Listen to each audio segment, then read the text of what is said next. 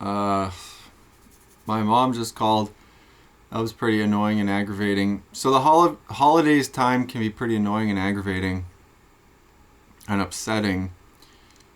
Um, yeah, she called me to say about our plans tomorrow. So it's December 24th. It's Christmas Eve right now.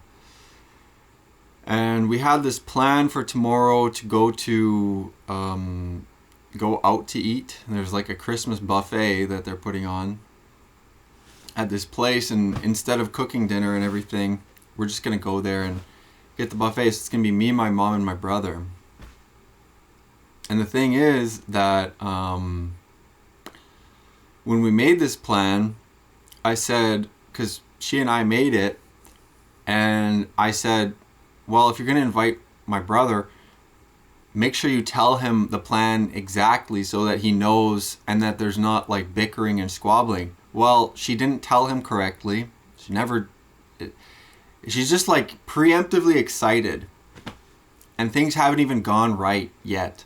And so there's like this preemptive excitement, and nothing has actually gone to plan. Nothing is like figured out. People don't even know what's going on. There's just like a loose plan in different people's heads. And it's always that way with my family, with anything. And it's retarded. In my opinion, it's just retarded. Like get the important parts figured out. The time, the place, what we're gonna do, what people are expected, what's expected of them. And then they know and they can just do those things, and like everything else can be just kind of like fun and whatever. But they don't even figure out like the main blocks. You know what I'm saying? Like the foundational things of a plan are like barely even figured out.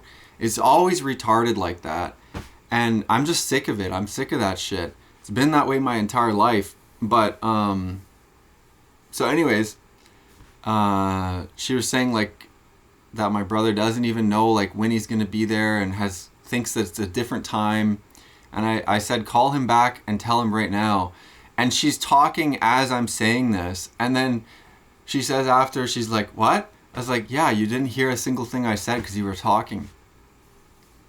And it's like, dude, I don't care if people want to talk, but if you have anything to say that's important, then it should be fucking already figured out and said. Like, people should say the important thing first, but it's like they just say everything that's stupid first, and it's like retarded. It's so annoying. It pisses me off. Because it's like I'm expected to be nice and everything, and people say I have a bad temper. My brother says I have like a bad temper or something like that. It's like, how is anything supposed to get done? How is anybody supposed to know what's going on if nobody says it? If nobody wants to say it, and if you start to say it, everybody starts to talk over you, and they're not saying anything important at all. It's like, dude, this is so crazy stupid. But it's always been like that with my family. So anyways, to make anything work, it's like I have to be extra like spent, like exerted and get spent just so that something can work. And then it's like no one even gives a fuck either. People are just waiting for things to go wrong too. It's like, dude, this is nuts. That's like the standard. That's the expectation, is that things are going to go wrong on like a subconscious level with everybody in my family. So anyways, I'm just like over it. I'm going to figure it out, make sure it goes well, and that's it. You know what I'm saying? Like, I'm done with all the bullshit, you know. So anyway, so anyways, I had that dream last night that I was fighting with my dad, and yeah, so last night I had a dream that I was fighting with my dad, and it was like I was at like a family event or family dinner, and it was like everybody was mad at me. Kind of, that's how it felt. And then I was in an argument with my dad, or like something like this, like face-to-face confrontation. And then it's like I won the argument, and I said to him, the only thing you can do is shoot me, and you would do that because you're crazy. And that was it for that argument. And then my sister, because I have an older sister, she was like pregnant in the dream. And then it wasn't like we were in an argument, but it was like I walked past her, and she was like mad at me, and it's like I pushed her. Like I didn't push her down, but I just pushed her out of the way. And also I was taking bites of food out of my brother's bowl, like he was eating like a soup. And so I had that dream last night. And then there was other parts of the dream where I was like driving a vehicle that had like bad tires, and I took it to like to get repaired. Like the tires were bald, so I took them to get repaired. And I think that my mom and I were going to an event, and that I can't remember. It wasn't like I was mad at her or anything, but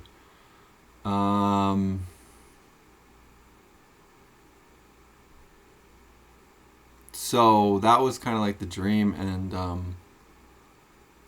then so what I know and what I think about dreams is that they are your mind trying to work things out. Basically, your mind while you're sleeping, your brain while you're sleeping. It's like trying to sort out memories and organize things while you're asleep. And it's like if you had a bunch of different like papers on a table and they were all scattered.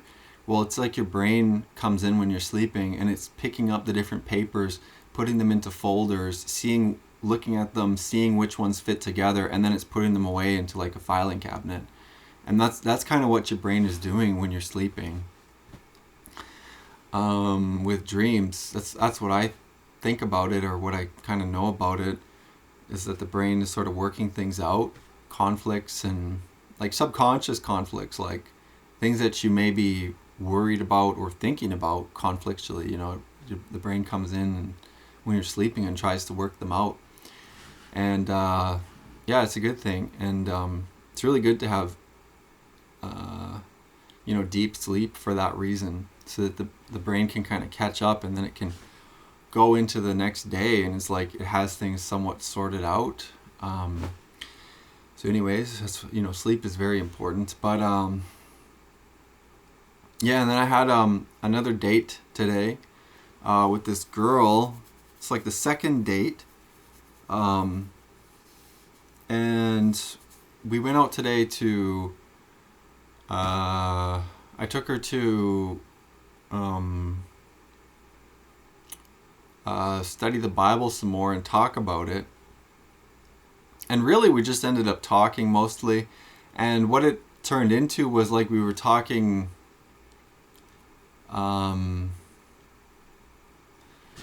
I guess we were talking like just more about kind of like the state of things in the world. And like she's pretty young, so she's like 19 turning 20. And I was kind of like telling her like, what I think about, because she kind of wanted to know about the she wanted to ask about like sola scriptura, and because she's a non-denominational.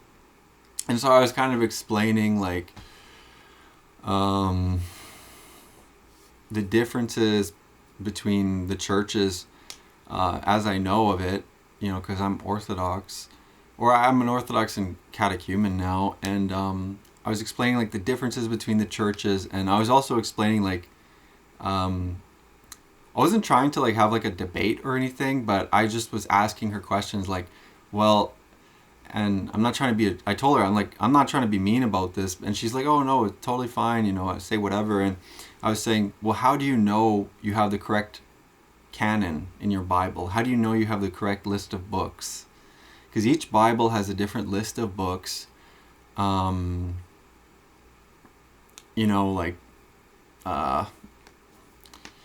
certain Bibles will leave out other like certain books, like the Deuterocanon or the Apocrypha, or the Ethiopian Bible has like completely different books that most people have never even heard of. And so the Protestant position is that they say, well, we're sola scriptura. We use the Bible alone. We use the words in the Bible are our authority. That's all we need. We just need our Bible. We just need the words in the Bible.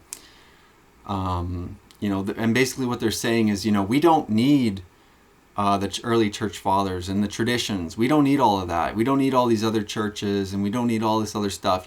What we need is the Bible. And so the main argument against that, which it's a defeater, it's what they call a defeater, it's defeats the argument of Protestantism, of sola scriptura at least, is like, well, how do you know that you have the correct Bible? How do you know? You say that's your authority. How do you know that this Bible that you got is the authority that's correct? Because there's multiple Bibles. What if when you became a Christian, somebody handed you a different Bible, and then you said, okay, now I'm sola scriptura on this one?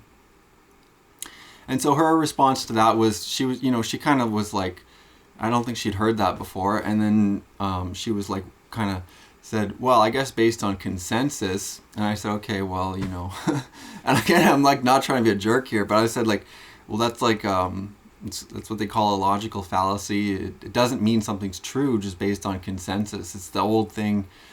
How do you know if everybody was jumping off of a bridge, would you do it too? If the consensus was, let's go jump off of a bridge tomorrow, would you be next in line?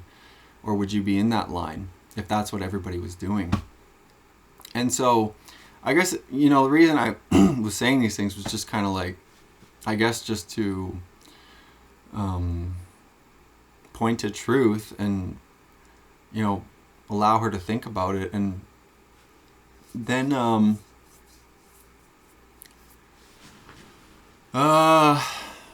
so we were talking quite a bit, and then it was kind of a nice conversation, really, because I don't get to talk to anybody really about this stuff, so I'm happy to, and I'm not trying to be like a jerk or anything about it, but I just would like to have the conversation, and it's so rare to do that. And then, to her credit, she's pretty good at listening and everything, and it seems like she really kind of knows her stuff on quite a few different things, too. And I think, and I mean this as a genuine compliment to her when she says this stuff. I told her, that's really brave what you're doing, because she goes out and does street advocacy, which means she goes out into the world and stands on the street and holds up like the abortion is murder sign, and then it says like there's forgiveness through Jesus. And I was like, that's pretty brave, like to go and do that stuff. Like, people have seen those people. Like, I think generally most people are aware of this, that there's people who will hold signs. Well, who are those people, and why are they holding signs, and like, what would it be like to actually hold those signs? Well, I feel like it's pretty brave, because it's not easy to do that. If somebody was to come up to you and start yelling, and she was saying like, stuff like that has kind of happened to her. And so anyways, I told her I was brave, and it was nice to hear about that, what she's doing there. And actually, I was explaining a lot of stuff. Like, I just find it nice to be able to explain some of my ideas, and I was explaining various things, like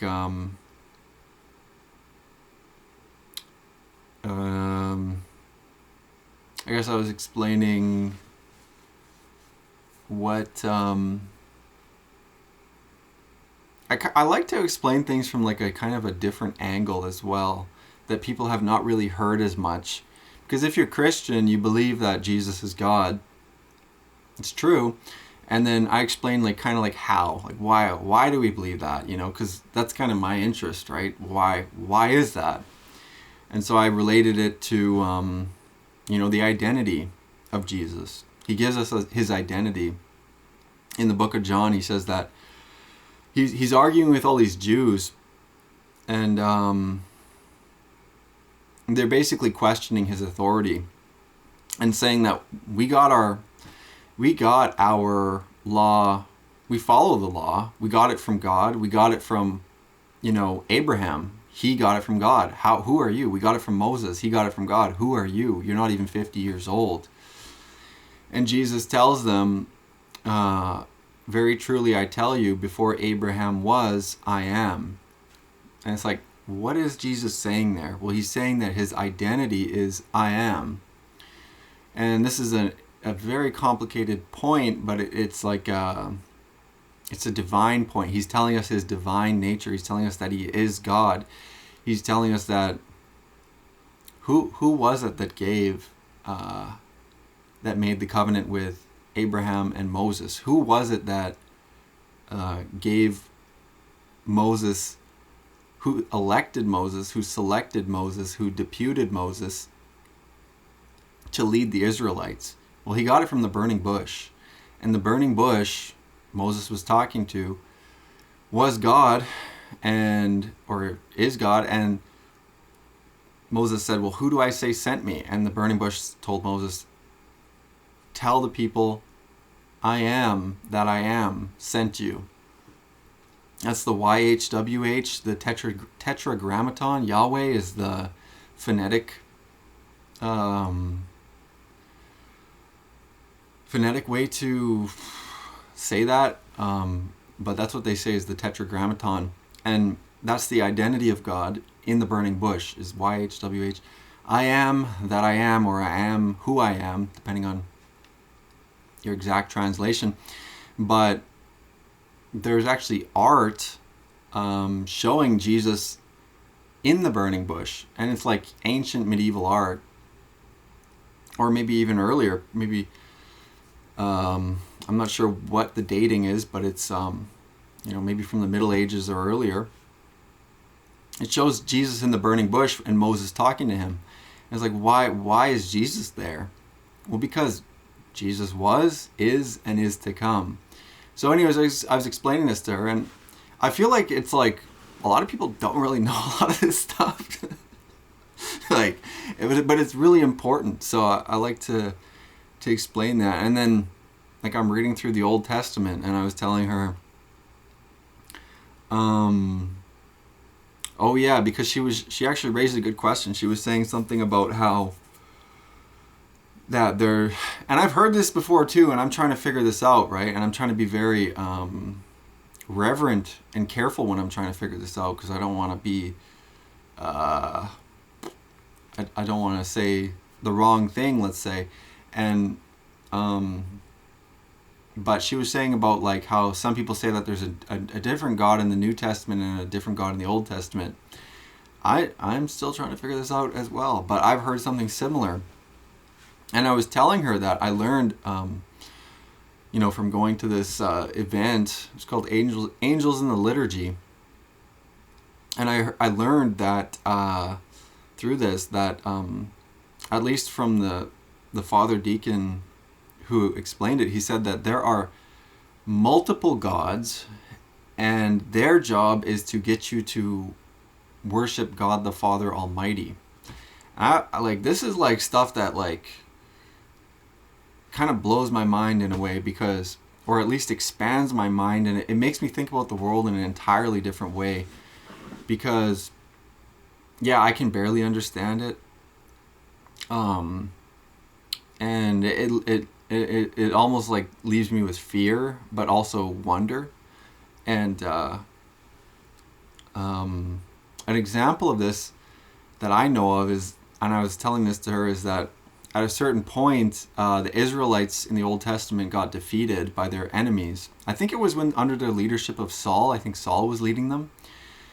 And the Israelites were defeated. I think God allowed this to happen. And then their enemies took the Ark of the Covenant. Now, the Ark of the Covenant contains God, right? So that's what God gave the instructions to Moses on how to build a container to carry God, and it was like this Ark of the Covenant. It was it was very specific. There was a lot of rules about how to transport it, how to worship, to put it in, what the tent is going to look like. We're going to keep it in a tent and travel around with it and contain it there. And anyways, that's what led the Israelites out of the desert through a pillar of fire. And then once they were out of the desert in their land of Israel, which is like modern day Israel, same area, same land, same location in the world, and they were defeated by their enemies at a certain point, and their enemies took, I forget which tribe, took the Ark of the Covenant, brought the Israelite God into, they brought God into there where they were keeping their idol, their god that they were worshiping, called Dagon. And then there was like 3 different times where they went in to look, and they saw that Dagon was like flat on its face worshiping, their idol was flat on its face worshiping the Ark of the Covenant. And then so they set it back up, to how it was, and then they come back and it was doing it again. And then I think on the 3rd time they came back, and it's like hands and its feet were cut off, and it was like flat on its face worshiping. And then I think they realized that it was like the God of the Israelites is more powerful. So anyways, I was explaining this, and this is just my understanding so far. But then another thing is, I was kind of talking about how it's like this is now related to the different translations, because a lot of different translations, and people don't really understand this, and it's just like, I think the translators, it's like, it's almost like beyond understanding perhaps for most people, and it gets really confusing. But where they put in some translations the words God and Lord, these kind of almost mean different things. And I think a lot of people like myself didn't really realize this. We didn't really know that God and Lord, in the original manuscripts, they actually had like different meanings. And one of them was like Elohim. So that's like, there's a word for this, but it's like El is the name for God. I think one of the earliest names, and then Elohim. It's like a plural, but it's not necessarily a plural. So a plural means many. So it's like if you say cat and cats, or God and gods, you're adding like a singular or a multiple. And some words like sheep can mean one or many. Fish can mean one or many. So there's a specific word for that, but that's kind of what some people were saying. But then there's other parts in the Bible where it does say that there's like multiple gods. So it's like really confusing. Can get really confusing. But anyways, I was kind of explaining these different points, and it was nice. It was nice to talk to somebody, not just like the camera. So it was nice. But yeah, now I'm home, and I feel kind of like lonely in a sense. But yeah, so I don't know. I have trouble with relationships, I'm not sure what,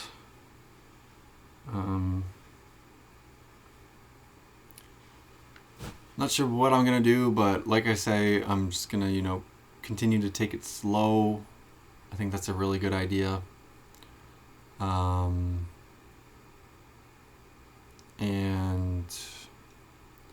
yeah, just take it slow basically, because don't want to really rush things, but at the same time my my brain kind of goes crazy as well with relationships, and I think this happens to a lot of people.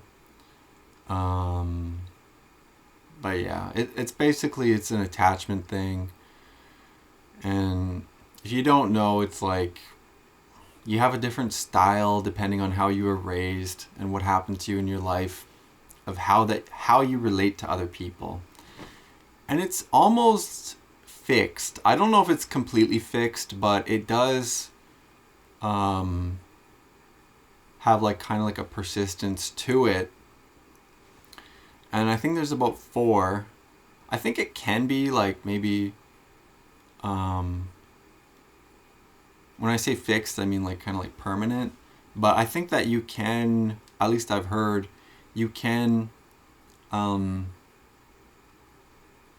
not change it, but you can almost like, I'm still not 100% sure. Maybe you can change it. It's not easy, but I've heard that you can get like a earned secure attachment. So anyway, so there's like 4 styles. There's like secure is like the best one. That's what everybody wants. Only about half of people have that. So that's like, it's easy to relate to other people. You feel kind of comfortable in their presence. You're able to leave other people and go do something else. And it's fine when they come back. And this is kind of like how secure is. Now, that's only for like half of people. Then I think like around like, I'm not sure on the numbers exactly, but a lot of people have anxious attachment. That's where they want other people to be closer to them than that they feel that other people are. So they feel like, when other people leave, they feel lonely, they want them back. When other people are there, they want to share deeply, and they want other people, they want to be like really like felt almost. They want to really like feel other people's presence. They want to be held, they want to be all these things. And I don't know what exactly makes it like anxious. At what point does it switch from secure to anxious? But I think when it's like a persistent thing. And then after that, you have avoidant, and that's people who are like, other people are too close. I want more space, I want just, whoa, what are you talking about? That's too deep. Like, just give me some more space, that's avoidant. Now there's a lot of people like that as well. I don't know the exact numbers, but it would be some kind of breakdown of 50%. And then I think the last category is anxious avoidant. I've heard it said fearful avoidant, but then there's also, you could say, disorganized. So, but these would all be like the last category. It's one of those. Anyway, it's like, but anyways, it's a combination of the two. So it's a combination of other people. You feel like you need other people closer to you, but then they get too close and you want to push them away. So it's kind of like this, like, it's not very stable. It's kind of disorganized. People can't really figure it out too well. It just kind of like is a mess. And that's what I am. No, I have that disorganized one. And so where does that all come from? Well, it comes from your parents. It comes from your family. How they raised you. And there can be like a genetic aspect to it. You can be more predisposed, and there can be environmental things, like things in the environment that can make it worse. But generally it's from your parents, right? And specifically it's from your primary caregiver, usually the mother, usually your mother. So you kind of get her style, or you get your style is kind of like a reaction to your mom, and that's pretty tough to live with. And so anyway, this is why people say that a green flag is if people have like a good relationship to their parents. Well, what about all of us that don't? And there's a lot of people.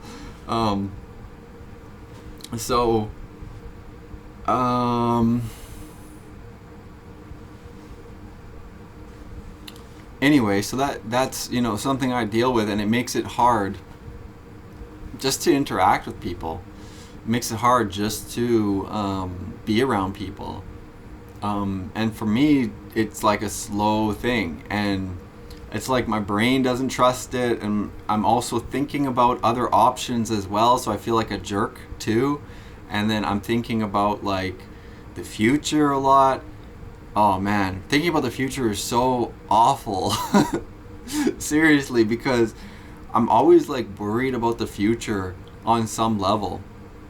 And it's really hard to be like that because um, there's all this like instability in society and everything.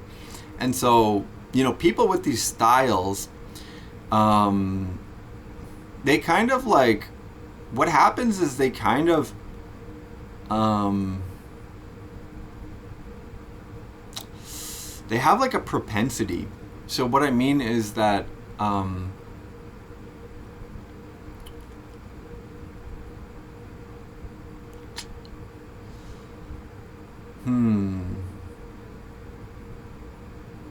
yeah, and this is tough to talk about. It's kind of like, it almost gets like archetypal in a way, archetypal.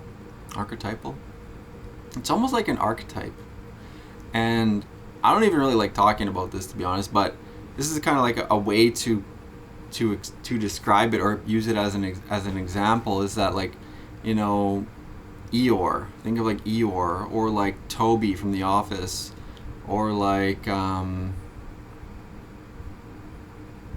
maybe Winnie the Pooh, or think about these different characters. Well, they're essentially archetypes, and what that means is like they have like these traits or something like this. And you can insert your example, but everybody kind of wants to be a certain archetype because, in a way, like maybe some people don't care as much, but when you're younger, especially, people kind of want to be a certain archetype. They want to be the happy-go-lucky, plucky person. They want to be the optimist of the group. They want to be the brave one. They want to be the whatever, and they kind of pick these things up, and they want to be those things. And but there's also these other archetypes, like Eeyore, where it's like always like frowny face, walking around like this. And oh well, I guess I'm gonna go back to my hut now, and I'm gonna just go sit under my sticks. And there's also that kind of archetype, and basically nobody wants to be that way, I'm pretty sure. But yeah, that can kind of be a reality when you look at the reality behind it, like the family environment and the attachment styles and everything like that. So anyways, and my whole point with saying all of that was that it's almost like people seek out and become, or it's like they can almost like see the world in a certain way, and it's like I don't really like to say it like this, but it's almost like they continually. Nah, I'm not gonna say it because it just feels bad to say it like that. But yeah. So no, I'm not gonna say that. I think that I'll put it this way. I think that with God, we can fulfill our part of God's plan. That's how I'll phrase it, because everything that happened to you, it was part of God's plan, and then you can now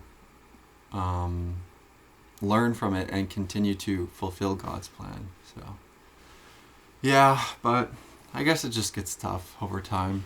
You know what I mean? It gets tough. Like the interactions and family events and the way people are over time, and also the way I am and the way you are, the way people are. It's like it can kind of get tough. And And it's really lonely if you don't have other people around too. It can be really lonely if you try to figure everything out by yourself and do everything by yourself. I've tried to do that. It's really hard. It's extremely hard, and it kind of never ends as well. So eventually it's like you have to do something else, right? You have to get out there and do stuff. Information gathering is not like a really good thing.